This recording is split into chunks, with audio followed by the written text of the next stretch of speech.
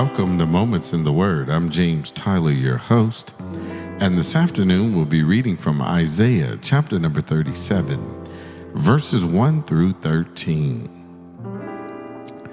And it came to pass when King Hezekiah heard it, that he rent his clothes and covered himself with sackcloth, and went into the house of the Lord.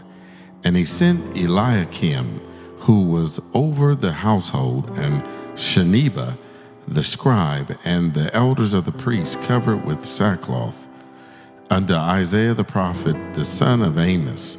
And they said unto him, Thus saith Hezekiah, this day is a day of trouble, and of rebuke, and of blasphemy. For the children are come to the birth, and there is not strength to bring forth. It may be the Lord thy God will hear the words of Rabshakeh, whom the king of Assyria his master have sent to reproach the living God, and will reprove the words which the Lord thy God have heard. Wherefore lift up thy prayer for the remnant that is left. So that the servants of the king Hezekiah came to Isaiah, and Isaiah said unto them, Thus shall ye say unto your master, Thus saith the Lord, Be not afraid of the words that thou hast heard, wherewith the servants of the king of Assyria have blasphemed me. Behold, I will send a blast upon him, and he shall hear a rumor, and return to his own land, and I will cause him to fall by the sword in his own land. So Rabshakeh returned and found the king of Assyria warring against Libnah, for he had heard that he was departed from Lachish. And he heard saying concerning Sennacherib, king of Ethiopia, He is come forth to make war with thee. And when he heard it, he sent messengers to Hezekiah, saying, Thus shall ye speak to Hezekiah king of Judah, saying, Let not thy God, in whom thou trustest, deceive thee, saying, Jerusalem shall not be given into the hand of the king of Assyria. Behold, thou hast heard what the kings of Assyria have done to all lands by destroying them utterly. And shalt thou be delivered?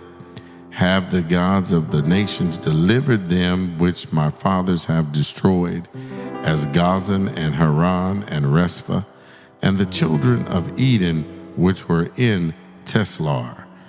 Where is the king of Hamath, and the king of Arphad, and the king of the city of Saravaim, Hilnah, and Ivah? As we turn and we look at the context of this text here, we see that this afternoon it recounts a powerful moment when King Hezekiah faces a dire threat from the Assyrian Empire.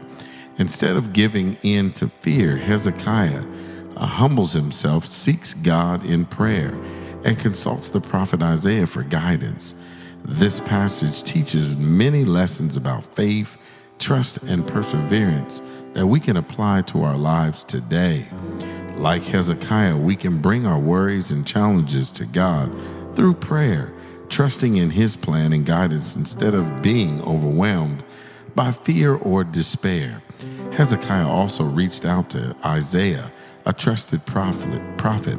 Similarly, we can seek guidance from spiritual mentors, trusted friends, or counselors when faced with difficult decisions. The Assyrians used fear and threats to try and break Hezekiah's resolve. This reminds us to hold on to faith and courage even when circumstances or oppositions seems insurmountable. Hezekiah also believed that God could deliver them, and his story is in a testament to the power of faith. We are reminded here that relying on God's strength rather than our own can help us overcome any challenges that come our way. This passage here, it encourages us in a nutshell to respond to challenges with humility, faith, and reliance on God's wisdom. I'm James Tyler, coming to you live from the Castle Studios, and welcome again to Moments in the Word. God bless.